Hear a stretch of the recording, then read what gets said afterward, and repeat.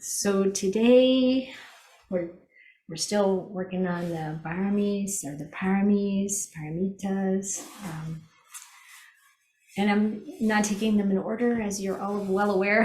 I'm sure the usual order that they're listed, but today I want to talk about Sacca, truth and truthfulness, and sometimes it's translated as real.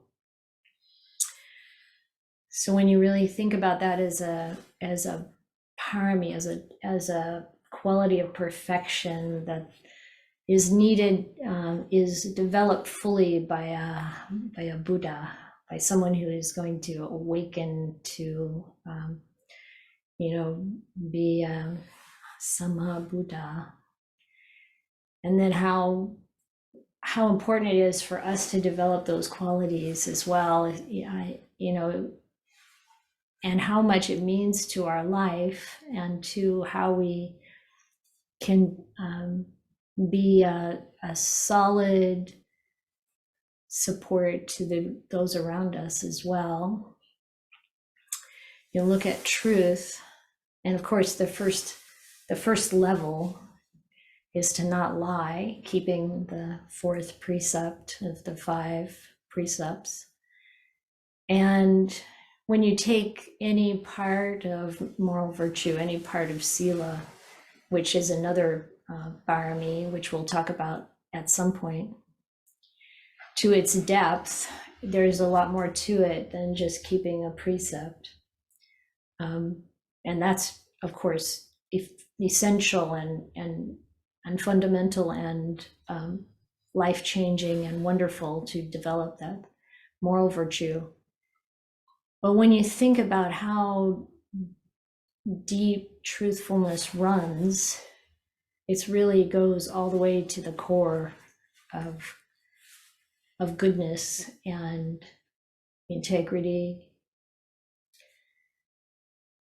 And it's, so there's the being truthful with what we say, and there's also being honest in the way we behave, in the way we interact, in the way we connect. And there are various kind of examples or ways we can look at this, like really doing what we say we're going to do. The Buddha actually talks about this at some point, those who do what they say they'll do and they don't do what they say they won't do, and when that's consistent in us, then we're dependable and trustworthy. And there's various social conventions that sometimes can cause us to feel like it's okay to not do what we say we're going to do. I remember this young woman who visited us early on at KBV, and she came online once, not that long ago, once when Matthias was also online with us from Finland. And when she arrived from Finland, and I think she may not have been to America before, but she stayed with me for quite a while. Maybe it feels like a month or two, maybe. And at some point, visiting one of the Dhamma groups, someone had said, "Oh, let's go to this event together," or something. And she said to me afterwards, "Do they mean it?" Because she was told that Americans, or maybe Californians, I'm not sure how she was warned, they'll say they want to do something, but they don't really want to do it. Like, "Oh, let's have lunch." Well, they never intend to actually get together with the person. And of course I said, no, the person really meant that, but it's kind of like, that reputation doesn't come without any conditioning. There is that tendency sometimes in one's culture. There's a certain amount of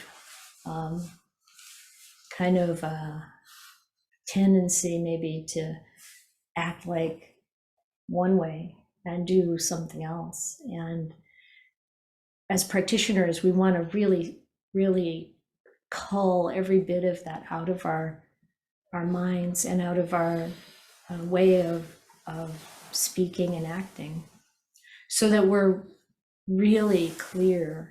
And the word that comes to my mind is transparent. But then I have to say, it doesn't mean we tell everybody everything. We have to have that discernment around what's appropriate to talk about and what isn't appropriate to talk about, but still with that purity of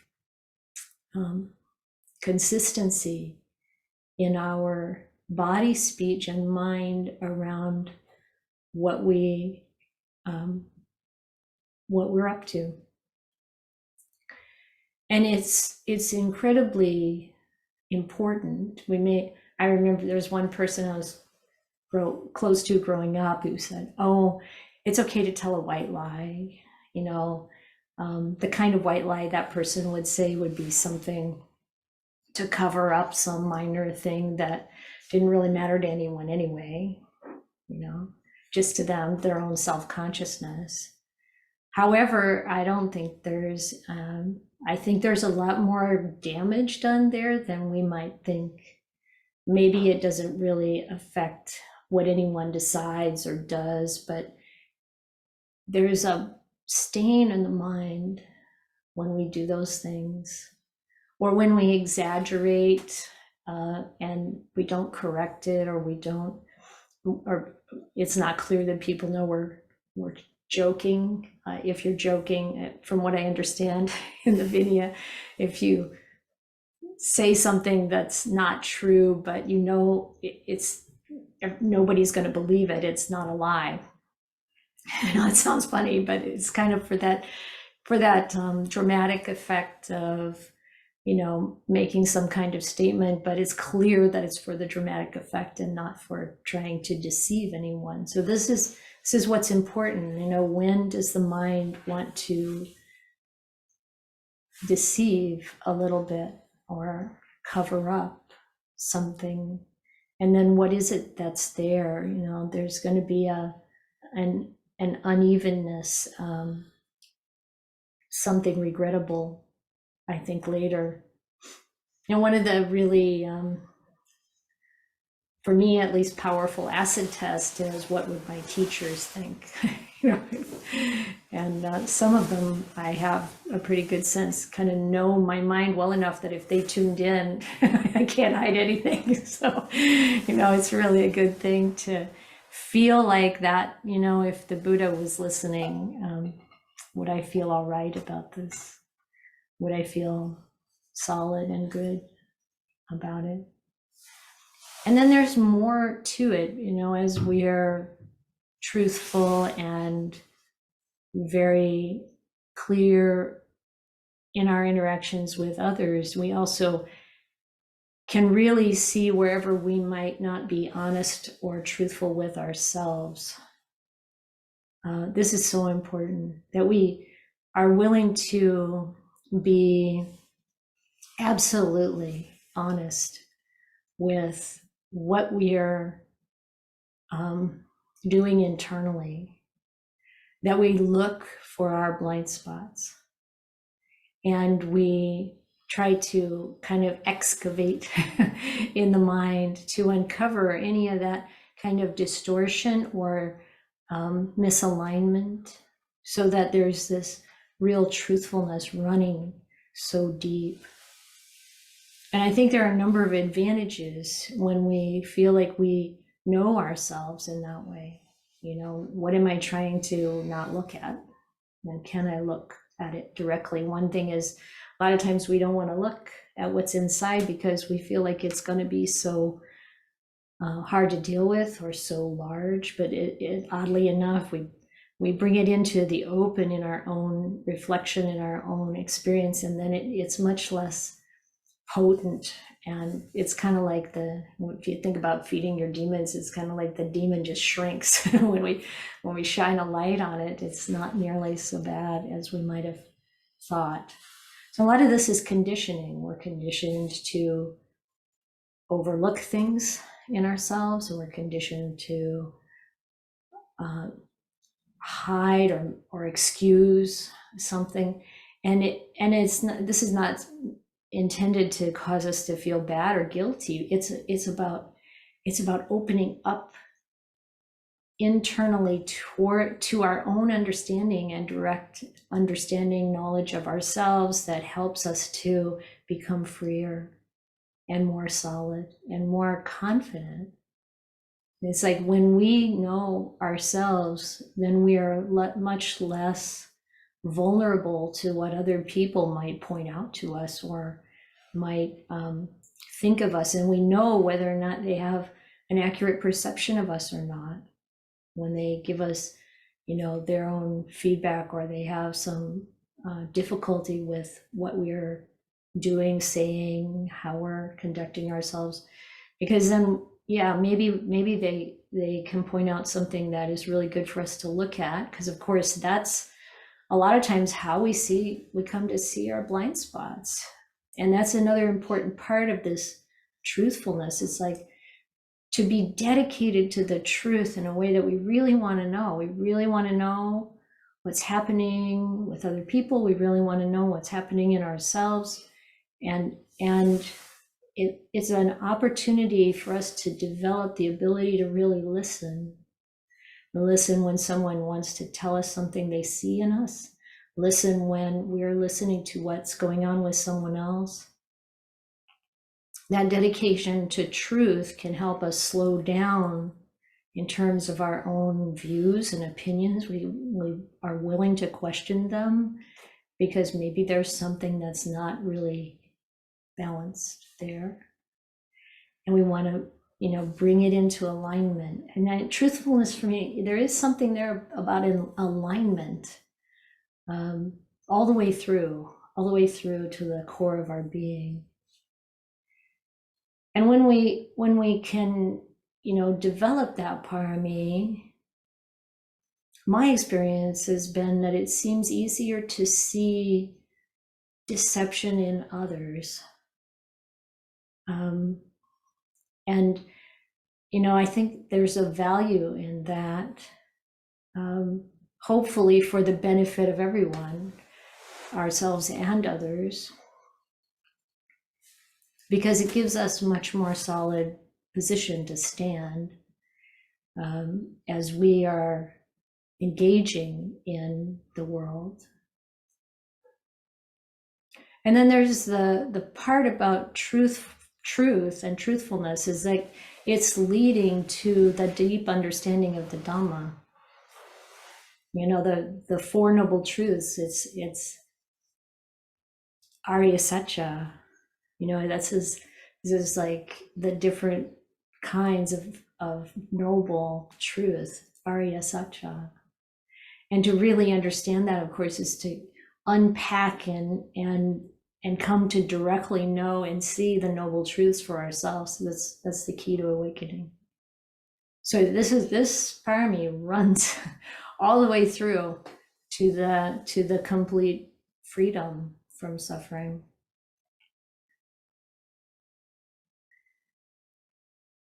One of the most difficult things, I think, and rewarding things about this is how we can heal from trauma, from conditioning that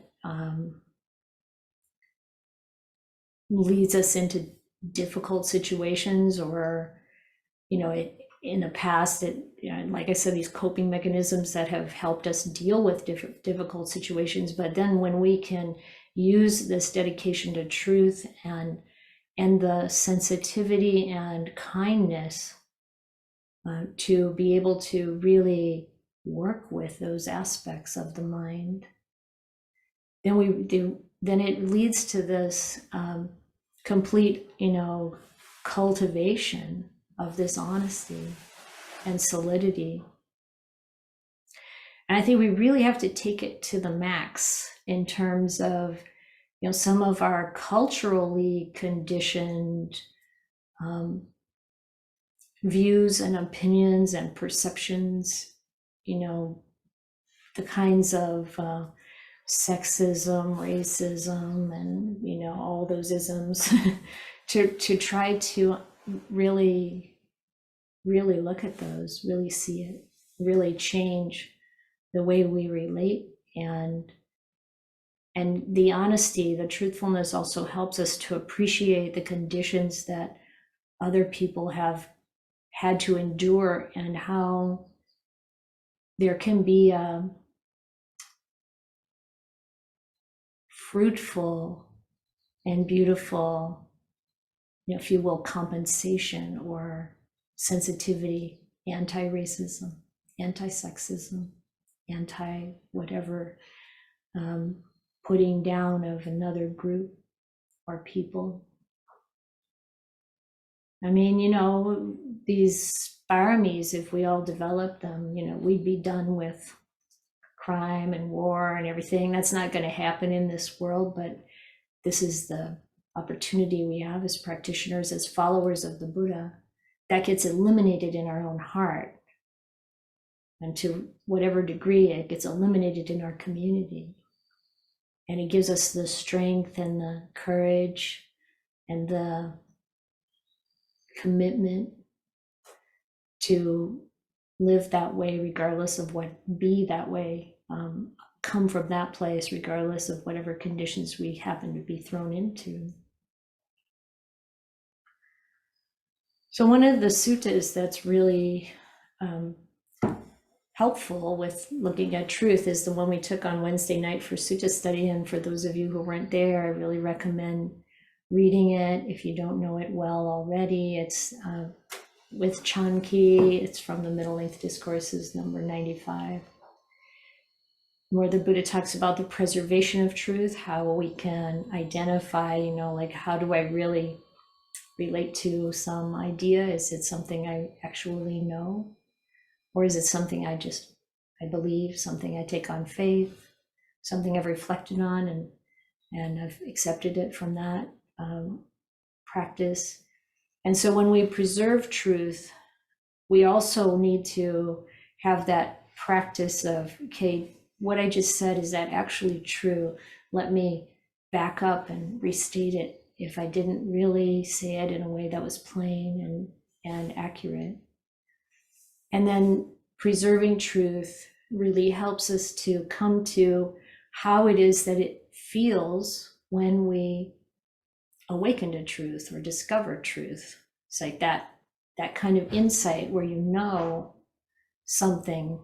And a lot of this truthfulness has to do with how it feels in the body. Sometimes we can know something with the body. We don't even have all the intellectual reasons sorted out, but we feel it. We feel, this activity that I'm kind of touching in on is something I don't want to have anything to do with, and you walk away.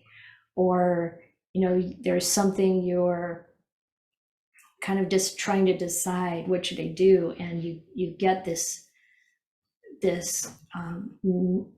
insight into, like, no, this is not the right way to go. But then, of course, it's other things too, really seeing maybe for the first time something that the Buddha taught that you didn't have any understanding of before, and then suddenly something clicks. It's like, oh, now I know what he means by causes and conditions, or now I know what it means about impermanence. And intellectually, maybe it's like we've known for a long time, of course, this is impermanent, but then when it hits at a deeper level, and the Buddha said, well, that isn't even the final arrival at truth. That the final arrival at truth is the depths of knowing and seeing it to the core, and all of its impact and whatever it touches. Direct knowledge means that we'll never go back to not knowing it. We'll never be able to ignore it as we try to operate in some previously conditioned manner that doesn't fit. So this is the kind of reflection I think is valuable around truth. Take it to the deepest levels. And as we develop, we'll see the kinds of causal chain that the Buddha talked about in moving out of samsaric wheel of conditioned, dependency, the dependent origination, and into that transcendent kind of series of steps or experiences. And when you get to that place, after the development of the mind to calm and stillness, to see nature as it really is, to see the way things are, and then to become disillusioned with it, nibbida, that this is also truth. And when you see it that way as truth, it's not discouraging or downpulling. It's got a relief in it. Really, yeah, this world is constant fighting, constant feeding on one another in some way, but it's not like, oh, there is a ick kind of to it, but there's also a, oh yeah, that is how it is, everything is falling apart. It's nature is to fall apart. I don't have to try to hold it together. I don't have to try to keep pushing it together, and you can let go, relax, breathe, release. And feeling that relief is a good indication that this is on the right track. And truthfulness in it is, this is seeing the truth and knowing it, and coming more and more to that full knowing and realization.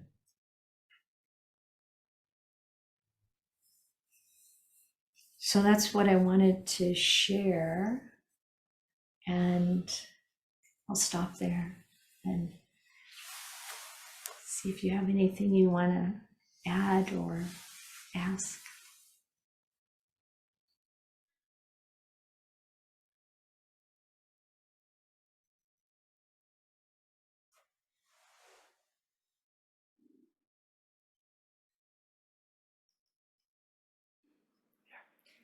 Oh, thank you, Ayya Santussikā, for this wonderful topic. I was thinking while you were, a couple of things came up, and you had mentioned about joking, and I do that kind of like as it maybe is just to try to put people at ease, but a lot of times it makes them uncomfortable because they don't understand my humor, that I'm joking. So I have to be careful with that. So thank you for bringing that up. That's definitely, you have to kind of, take a lot of care with that. And another thing, when you were talking about the depth, the very depth of the truth, and there's this expression, yatha bhutanyana dasana, knowing, sometimes translated as knowing things as they are. And I heard another translation is that in accordance, knowing things, the knowledge of things in accordance to reality. And I think you mentioned truth is sometimes translated as reality. Mm-hmm. So just understanding things as they truly are. So that's the depth that as a practitioners that we're trying to attain, is that really clearly seeing. So I think that honesty that you're talking about, the truthfulness to oneself and in our behavior is supportive to that. Is that like it's a package? I think you were talking about like it just really going deeper and deeper. I think I'm kind of thinking it as a package. That's kind of what's coming up for me, is how to, how it works. So thank you so much. I really appreciate this. It's a beautiful topic, and you presented it in a way that's really helpful. Yeah, thank you, Ayya. Yeah, that Yata Bhuta Jnana Dasana, that's the, if you look at that transcendent chain, or in Anguttara 11:2, the making a wish, you don't have to wish. Once there's samadhi, you don't have to wish, will I see things the way they are, that yata bhuta jnana dasana happens, and then the nibbida. And so it's like, yeah, this is the natural unfolding, but it comes from that dedication to truth and all the other pieces, of course, of the practice. Yeah, thank you, Ayya. Yeah, thank you. Neil?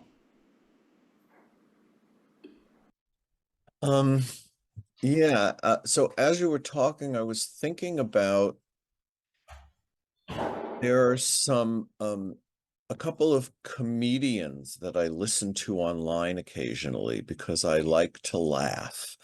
And not so much do I want to explore the idea of, when you're acting or when you're doing comedy, is there a justification for saying things that are not necessarily true or that are misleading to be funny? But what it got me thinking about more was, as a listener, when I listen to things and I know that there's a certain level of unreality to them, I'm not even sure what my question is. How, hmm, do I have a responsibility as a listener to stories or jokes or whatever, and how does that affect my, I don't want to say karma, but my mind, I suppose. And I wonder if that's something you could speak about. It definitely has an effect on your karma and your mind, and therefore your karma. I think we do have, I would even call it a grave responsibility, like in the Vinaya, when it talks about a grave offense, this is a very serious thing. We do have that responsibility as a listener, because it's like we have a responsibility to eat healthy food, except that this is even more important. No matter what we eat or how we treat the body, it's gonna like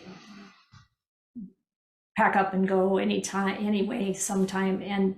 But the mind, that keeps going, or the karmic stream that we're adding to. And so it's very important. And whenever we talk about performing or producing literature or art or anything that goes out in the world, written or through our voice or actions to the world, I think about the Buddha talking about, what happens to someone who does this kind of thing. And the Buddha said that it's really serious if what we're doing stirs up greed or hatred or delusion in other people. And this is what I think is a basis for looking at why frivolous speech is such an important topic. It's in the top 10 unwholesome things. Like what, like the other unwholesome things like killing or stealing, but frivolous speech, it's because it degrades often into criticism and, things that stir up ill, greed, hatred, and delusion. And so as a listener, this is why sense restraint is so important. We want to be careful what we're consuming, and we also want to be careful what we're supporting, because if we're watching something or listening to something, there's a kind of support we're giving to that being perpetuated. And so we do have a serious obligation and opportunity, I think, there. And of course, refining our own sensitivity to what's wholesome and not wholesome. And it's amazing to me when you start to become more sensitive to what's happening with our mind when we're meditating, how it reflects all of the other stuff that we've been seeing, hearing, tasting, touching, smelling, thinking, what we've been consuming, what we've been exposing ourselves to, and how we've been reacting to it, what we're doing with it. It all shows up it shows up, I don't want to say all shows up, kind of like dreams, things show up in our meditation, coming out of that kind of mishmash of things mixed into our unconscious and our subconscious. And so, yeah, I think it's very important. And, you know, sometimes it's like you hear something and the benefit, even though it's unwholesome, is that you identify it as unwholesome. My favorite auntie, my Aunt Jean, I mention every once in a while, who I really wanted to grow up to be like, because she was so unconcerned with what people thought of her in a certain useful way, etc. But she said she didn't put any kind of specific limitations on what her children would watch on television. Of course, now this is at a period of time when I feel like we didn't have so much really offensive stuff on TV then.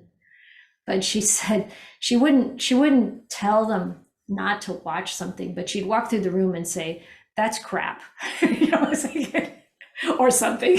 I don't know exactly what she said, but she was like, "Yeah, that's garbage," whatever, you know.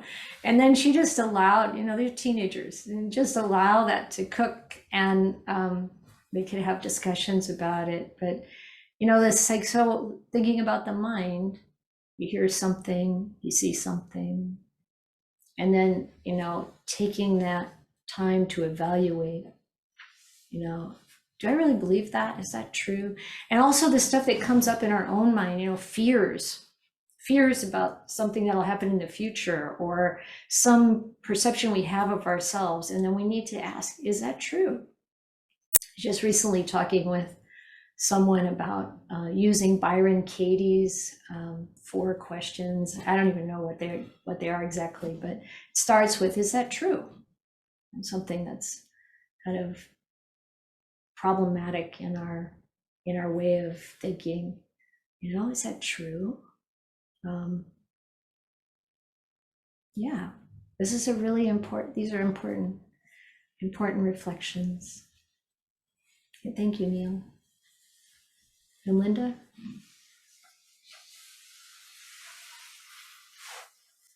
So I'm going to raise the question about reincarnation, or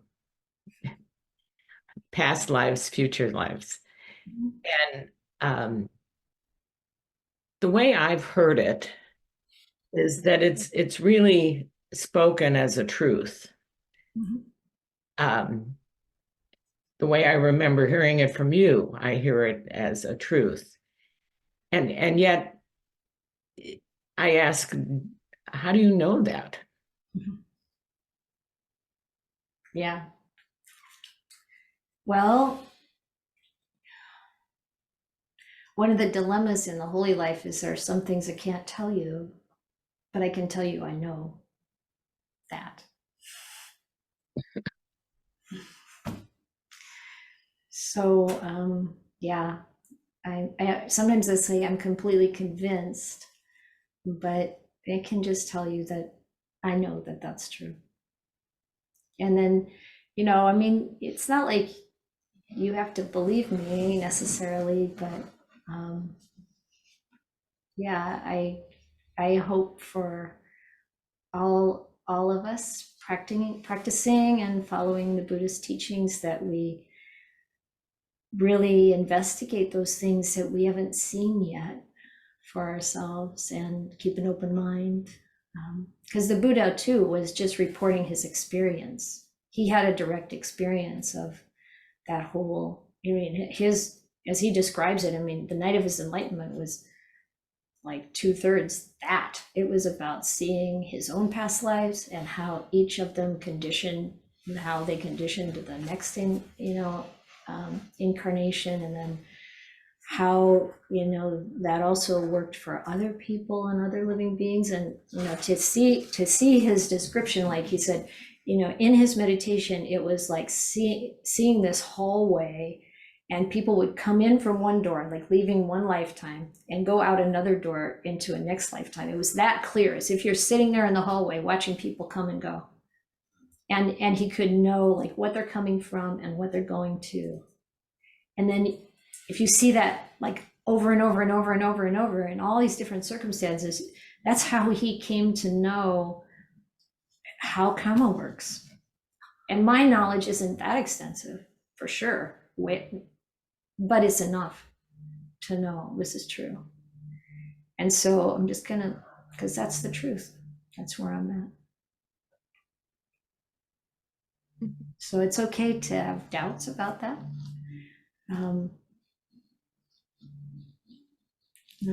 Yeah, but I've never been willing to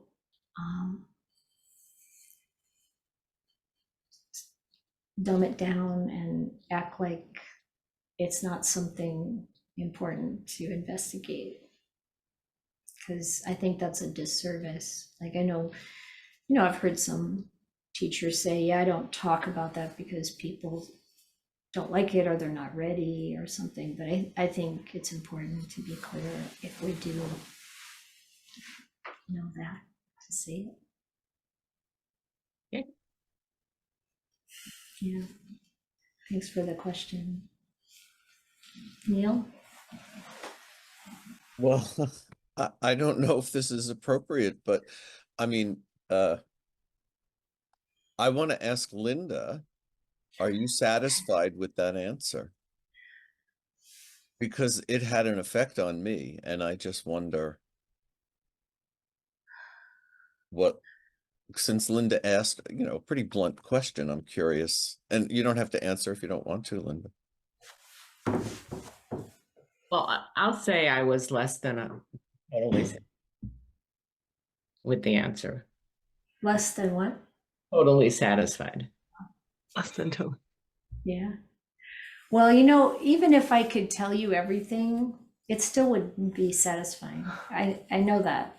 And there's no point in doing that either. The real satisfaction has to come from our own experience. That's the only way it's going to come.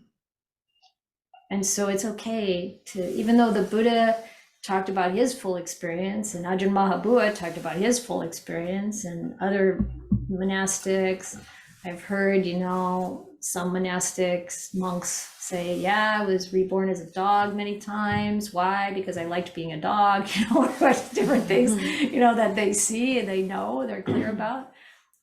But does it really help someone who doesn't see that yet? I don't think so. I think my experience is, we have to find out for ourselves, and that's okay. It's okay to not be satisfied with that answer. I want to say something related. So there's this Holly's like, maybe I should mention the rule that keeps us from talking about that. It's one of those things that's kind of funny, because there's this rule in the Vinaya that you're not supposed to talk about anything you're super normal, and yet some of these monks do, and I think they do because they see that it sometimes inspires faith and stuff. And there's a discrepancy, kind of a what do I want to say, disagreement about what falls into that category. I mean, it's but be that as it may, everybody's going to find out for themselves. You keep going on this path, you're going to find out for yourself. So we can hopefully take heart that the Buddha wasn't the only one who saw this and reported it. Is it related? One? No, it's not. Something else? Okay, maybe. Yeah, Hold on a These second. might be then the other hands up. Okay, so the Ayyas. So I wanted to speak to this in terms of something in the suttas where the Lord Buddha is talking about to the Kalamas, and there's these four assurances he gives at the end. And first he starts, because they're doubting and wondering who they should believe. And they know, so they start questioning the Lord Buddha, and that he does say you should know for yourself, but then he gives them a teaching on sila. If you're motivated through greed, hate, or delusion to kill, to lie, to engage in sexual misconduct, etc.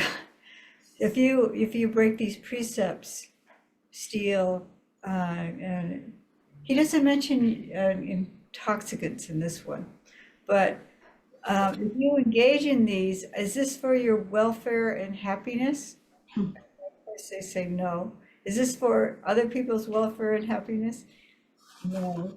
So then he goes through this whole, questioning one by one through the precepts and motivated through greed, hate, and delusion. And then at a certain point, he talks about these 4 assurances. And then if you don't believe in karma and cause and effect, and if you don't believe in rebirth, even if you keep these precepts well, if you believe it, if there's some kind of karmic effect, there'll be happiness. One of the assurances in this lifetime, there'll be happiness. So you don't have to worry about future lives. And if there is, and you do well with keeping the precepts, then you're assured a better rebirth than if you hadn't kept them. So it's a win-win situation. I can't remember the other 2 permutations. There's something in the same line. If you don't, maybe the negation of the. If you don't, you're likely to have an unhappy life. You don't. So there's these in the here and now, we benefit whether or not it's true. There's rebirth. Yeah, So- I mean yeah, we've talked about this one, I think, a fair bit, and so I think people know, and yet I can really appreciate the feeling of like, well, I know my mom used to say that I don't have that kind of experience. Like, how will I know this? And I think your point, in the Buddhist point was, well, so what? Is it really going to change the way you're behaving anyway? I'd like to think also I have in this lifetime, I have different lifetimes. I can remember when I was a teenager, and I'm a totally different person than I am now. And so that's almost like a different kind of rebirth in a way.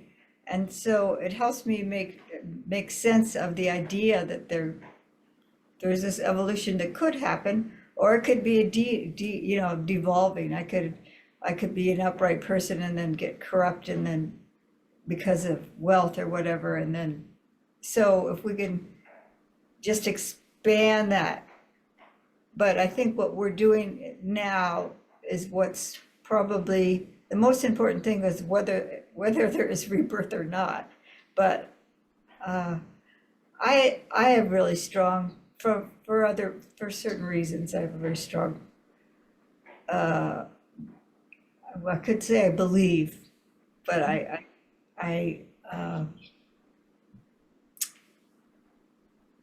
it's stronger than believing. I have a really strong sense. I could put it that way. Faith. Yeah. Stronger, yeah, it's a very strong sense. Yeah, thank you. I just wanted to bring that up. Thank you. Mira?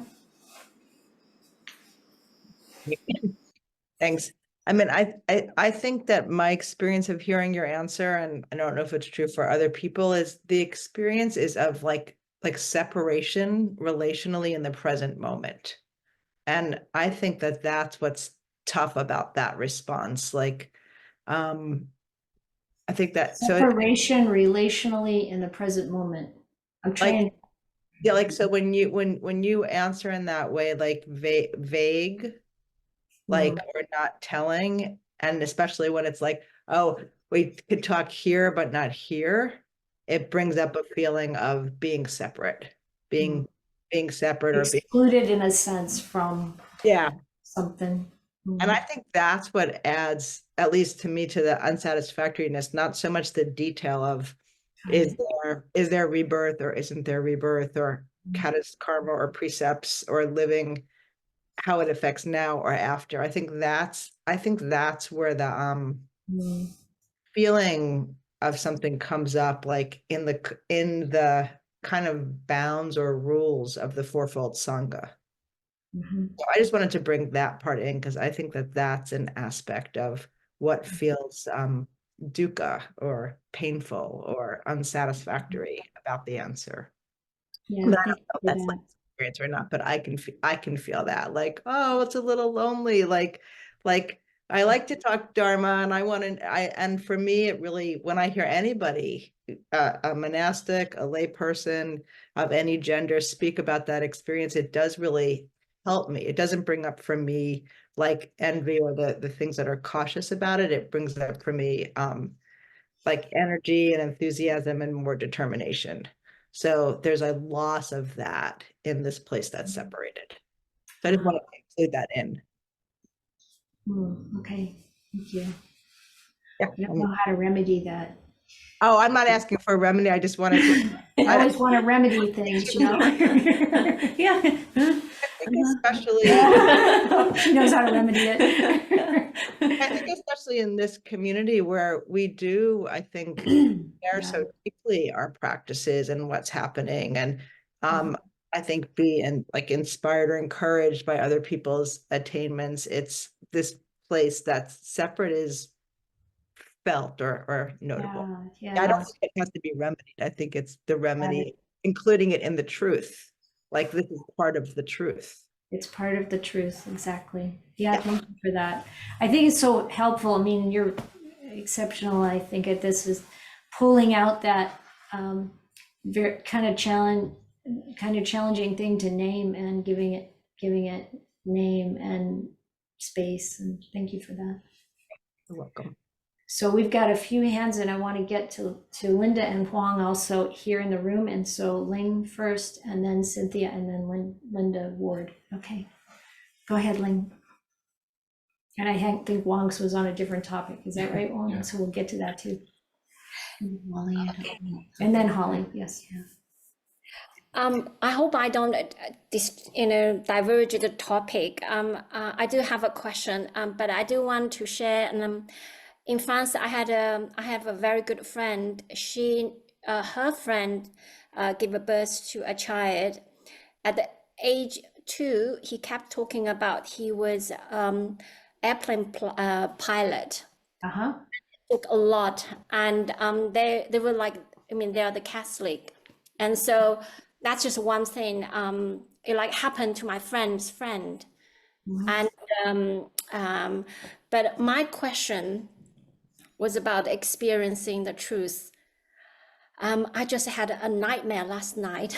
I didn't want to become a dramatic, but that truth is related to the question is, I always hear the teaching about ill will when you get angry is because you had a seed of the anger in yourself. So I've been learning from the Dhamma, and every time if I get angry, I don't blame others. They're just triggers. That's kind of the idea I have been practicing, and I thought that's right. But last night I had this nightmare. I normally I don't remember dream, but in my dream, I dreamed I saw my son was being tortured by 2 men in a river, in the water. And I couldn't believe the way they torture him. So I jumped in the river. I trying to trying to like stop the men, hit the men, and I woke up. I woke up in this feeling of so angry. And then but right away I was like, wow, I had the seed of anger. That was the first thought I thought. I said, because that was not real, but it was so real. I was so angry. And then afterwards I've been thinking, wow, what happened if that really happened in real life? How do I not react? And if that's the truth, I mean, I believe that's truth. You never blame anyone for your anger. But if that things happen, how do I experience the truth? While I was listening to your talk, I starting to have some answer for myself. Practice sila, and keep keep the precepts, I truly believe that would help me to bring my real understanding, maybe my emotion. But I'm still like having this, I don't know if it's clear question. I was like really astonishing. How do I really not react if that really happened in a real life? Yeah, I think the truth, I believe the truth is that we can't really know for sure how we'll react in certain situations. And I mean, I imagine that changes once one gets to a certain level of awakening. If we're fully finished with greed, hatred, and delusion, then there's going to be an appropriate reaction. But before that time, I think we don't really know. We just do the things you said, keep developing our sila, developing on the path. And it's amazing sometimes what does arise when something changes dramatically, something happens. And, I think, the way we often talk about, precepts is that you take care of the precepts, they'll take care of you. And, to some degree, we have to we do what we can, and we put in the causes and conditions that we can, and just hope for the best to come up in us. That's about what we can do with it. And I think when we have a kind of a sign like this, whether it comes out of a dream or meditation, nimitta or something, then, just using it as a reflection like you're doing, I think is valuable. Not taking it too seriously, but taking it as helpful input.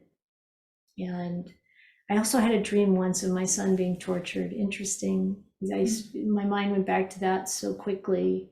And, I'm not sure what all the psychological causes are for such an image to occur, but I do think as mothers, sometimes we recognize the vulnerability of our children, maybe particularly our sons, because they're in a rough world. And we hope that they aren't going to be subjected to that kind of harshness, but that harshness is in the world. Somehow we have to accept that. So hopefully he'll be okay. Yeah, and Neil's point here, just because, we have those qualities that we're developing doesn't mean we won't react. And even though the feeling is inside of us, it doesn't mean we're going to take a violent action as a result. So it's really, really valuable to reflect on, I think, and to have the intention, like in the simile of the saw, the intention to not say or do anything. Not even have hatred arise in the mind, but we can't control what arises in the mind. We can only try just continually put in the best conditions we can. That's what I think. Yeah, not act out of it. Yeah, not act out of it. Yeah. Okay, Cynthia. Hey, so I heard on the topic of rebirth and whether you believe in it or not, I heard a really helpful talk one time by Joseph Goldstein about this, and he talked about that he had a lot of questions about it and how do you know for sure, and sort of came to a point that he called it having a willing suspension of disbelief. So meaning there's a place in between it's not true or I'm absolutely sure, to at least being continually open to the possibility that it might be and acting out of that.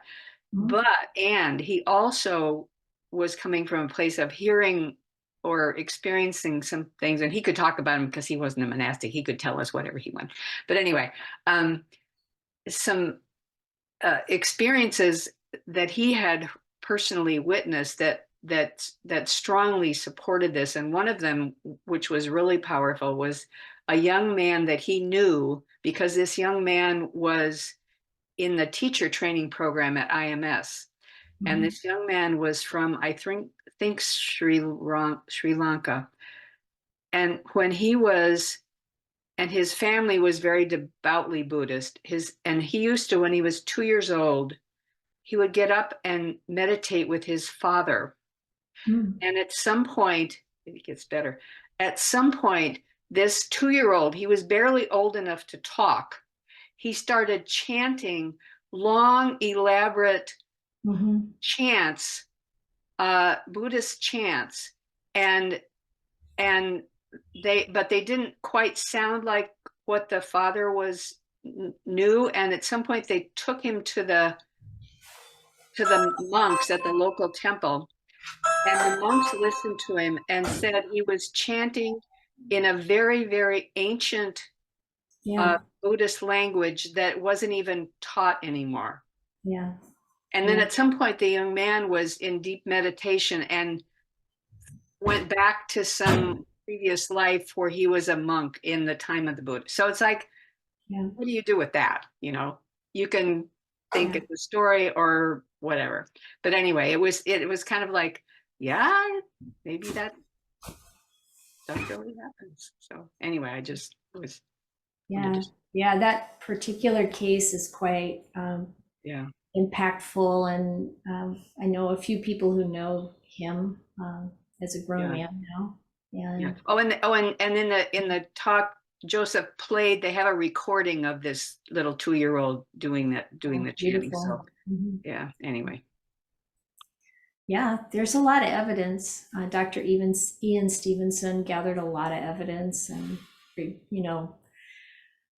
was making a study of it from a very scientific position, and so there, but still, no matter how much you read about it or hear about it, I like this, suspension of disbelief, in a healthy way, just to explore it. But in the end of the day, you keep practicing, you're gonna know this is true. It seems obvious from what the Buddha taught. It's like you may not ever experience past lives, but they're all, like Venerable Sariputta didn't have the psychic powers, but he understood things through wisdom. And it's not just reasoning, it's a gut feeling. There's an insight that hits at a gut level, at a deep level, that there's no other way it can be. And so this is, it's nice to know that it doesn't have to be the way Mahamoggallana knew things with these incredible psychic powers. You can realize the Dhamma through wisdom. It's a wisdom faculty that brings it to life without having to have some kind of supernormal powers. So this is about truth. This is really right on the topic. It's like, how do we know that truth? Through our wisdom faculty. And so, there's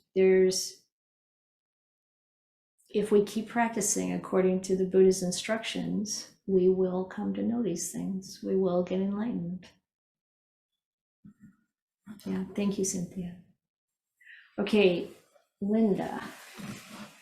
Yeah, when I heard the initial question, my mind actually went somewhere different in terms of what I thought, but irrespective of what it was, that my reflection was actually hearing about the topic was rebirth, and in the context of truth. And so where my mind went was, if I personally don't know that that's true, but I take on provisional faith, the carefulness and the precision I would need to use with speaking in terms of truth, and I broaden that out to any topic, right? So my question or my comment isn't even about the per se answer to it's not about that particular example. It's about what do you do in general. And just you were talking about the refinement of truth. Even I forget the example you gave, because I'm now in this, but just like even the most micro refinements have an impact in thinking about the way I speak about something, especially if I do have provisional faith in a lot of things that I may not have direct experience about. So just my mind went to anything you can add around just some of the different ways we need to be more intentional and more precise. Like exaggeration is one, or joking is another, or speaking about what I have provisional faith about. So just sort of tying it back with sort of the truth aspect and how to be that much more precise and careful, because I think I heard you say, like, even those tiny refinements, even if you have like such a non-line, even if just like there's always more refinement about and that affects how much we reverberate, if I'm hearing. Yes, I think that's right. And it's really helpful, I think, that the Buddha gave these different ways in which we accept what we think is true or real. With Chanki Sutta, when he goes through that part where he says, well, you can, accept this based on, can be what my faith is, my belief is.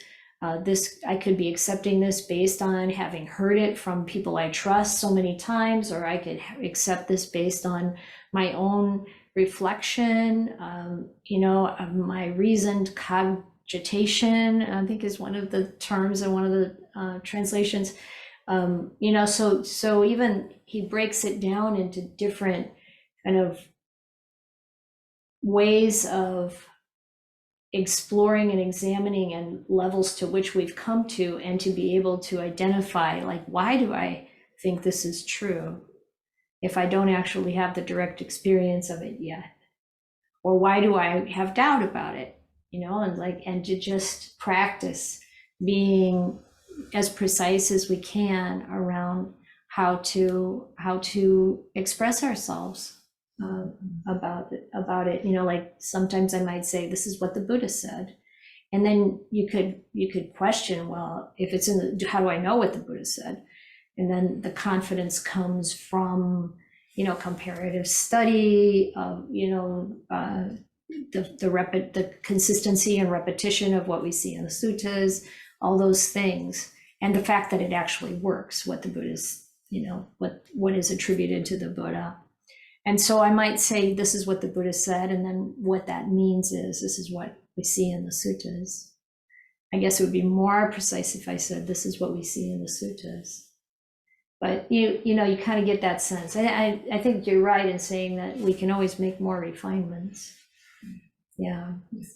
Yeah, it's just what arose, because I think of how often in all these different circumstances we say something we think is true, and it very well may be, but it's with a lack of precision. Yeah, it might be possible to be more precise.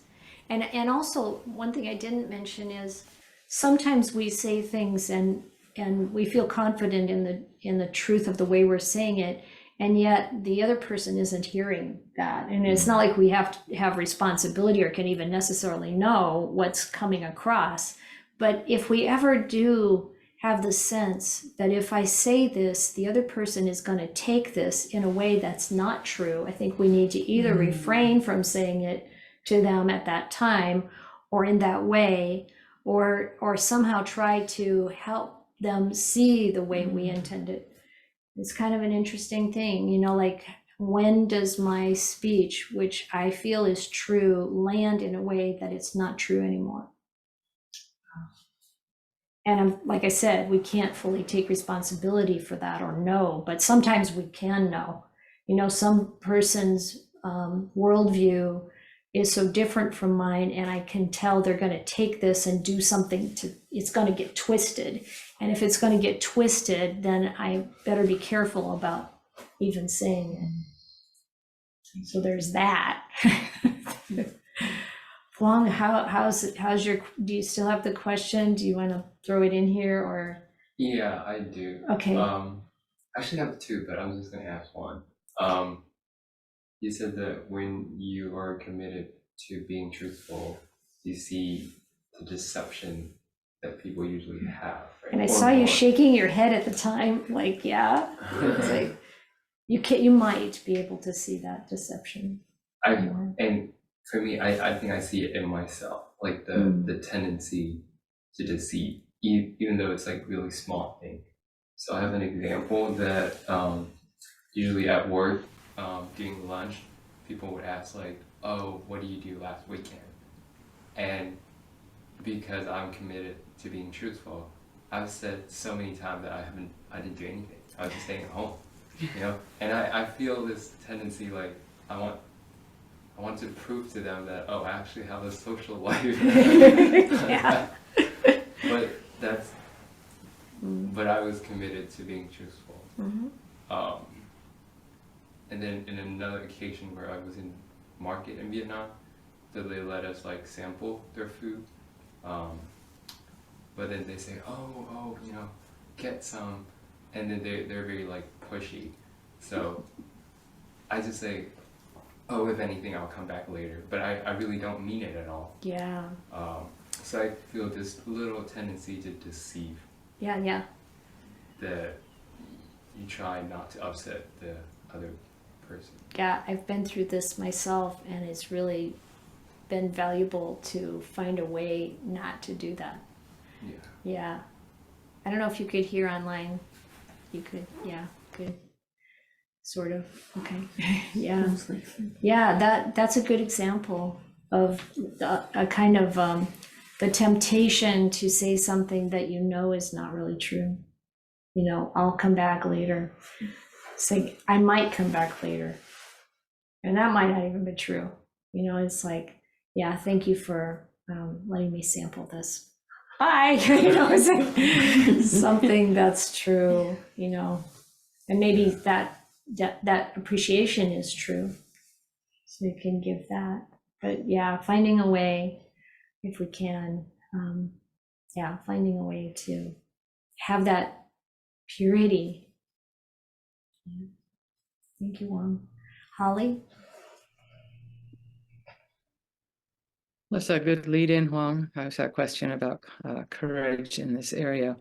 So in the general topic of being with my husband as he shows more aging, you had asked that great question of see the cause of dukkha and what am I trying to gain?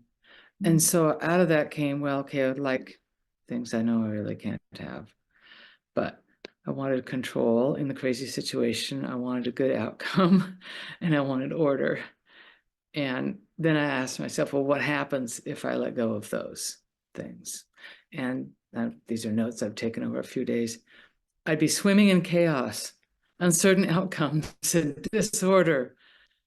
And then so today I'm thinking, well, that's true. That would be a good place to be comfortable in. But it seems like it takes a lot of courage and bravery. And so initially I was going to say, we'll talk about the courage and bravery, but then I went a little further on that.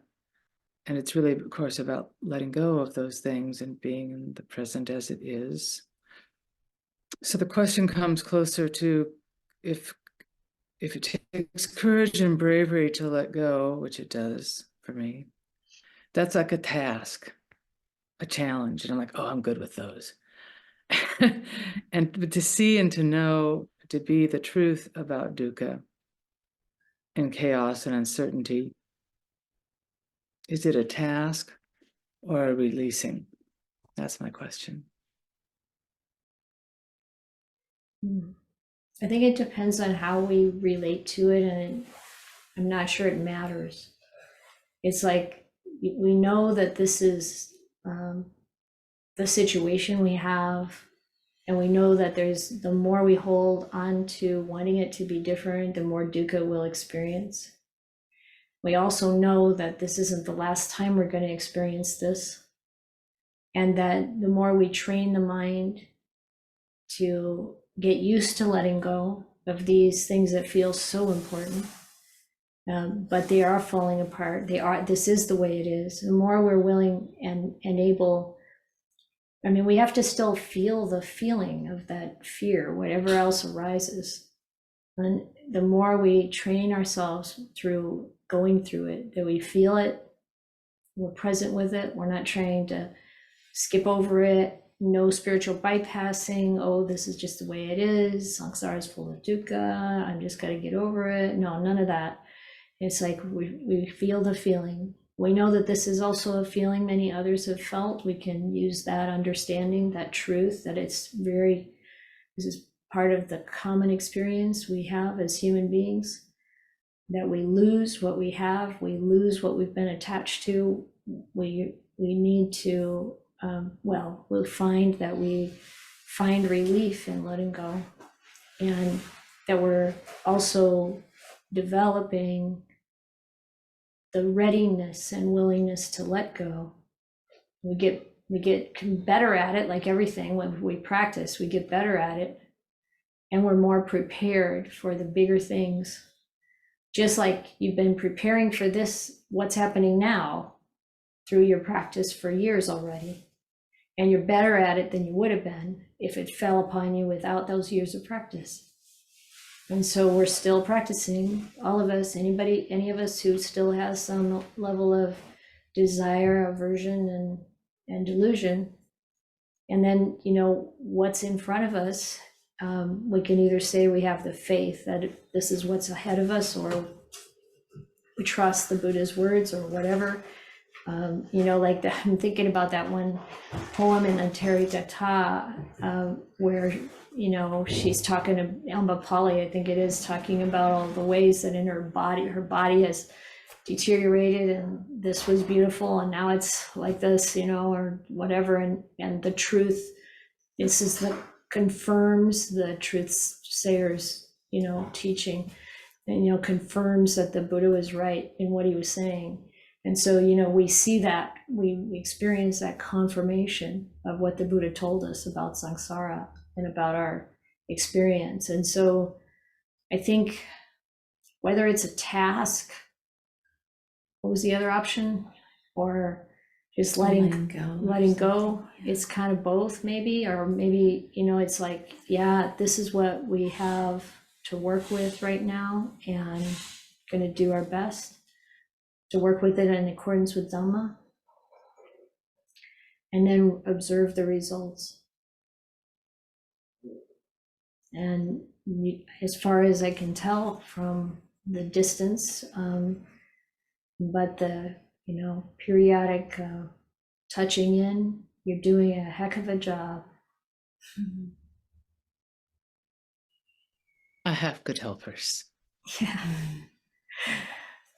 Yeah, that's a pretty essential component for most of us, having those good helpers. Yeah. Thank you, Holly. Anne? So I just wanted to say how grateful I am for the teachings and for being here today. And we're at the end of time, and I might have elaborated a little, but living in community as we are now, there are, various challenges around speech and, frivolous speech that you spoke of.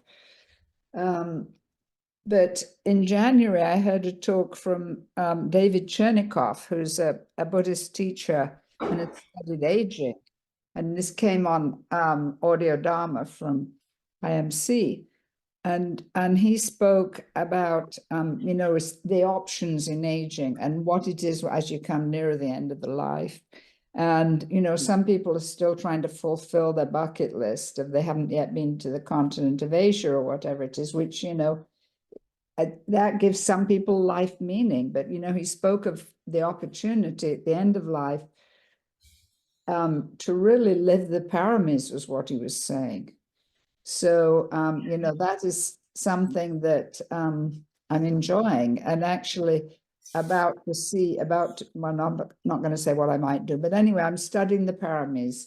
And so I didn't know you were talking about the Pāramīs right now. I don't know if this is one in a line of them, but I'm just very happy, to hear about truth today and all the dimensions of it. So thank you, as always, for being there and teaching us. So thank you. Sadhu. Thank you for that, Anne. And yeah, we've talked about patience, and we've talked about renunciation, letting go, nekama, and that's on YouTube already. So, and we're gonna keep going, and we'll talk about them. I know this is kind of a random order. It seems random, but we're just kind of feeling out like what's up in the environment and going with that. And hopefully they'll all appear there on YouTube at some point. And Great. yeah. And that's on Saturdays, but also some of the teachings are on Wednesdays through Well, what the. I've been doing is we'll have we'll have the talk on the particular Pāramī on Saturday, but I've been front loading a bit with a sutta that's relevant on Wednesdays. So if you come on Wednesday nights, we don't record the sutta study, but if you're there, then you'll kind of see. And if I mention the sutta later, you'll have a chance to take a look at it anyway, and kind of get hopefully some aspect from the Buddha on the topic, some facet of it. Yeah, thank you. So when you were talking, what hit me was, hey, revamp the bucket list. The bucket list is the Pāramīs. This is the most valuable bucket list. Well, I mean, there are a few other lists that the Buddha gives that you might think about too. But if you have one of those in mind, I think that's really super helpful. I agree. Thank you. I'm going to call it my bucket list now. Okay, great. Okay, thank you, everyone. I wish you a happy Saturday, and if anyone's able and interested, feel free to tune in this afternoon for the Berkeley group. We're going to be talking about chapter 4 in Ajahn Brahm's book on the art of disappearing, and the section in Stillness Flowing on the hindrances is called Thorns and Prickles, I think.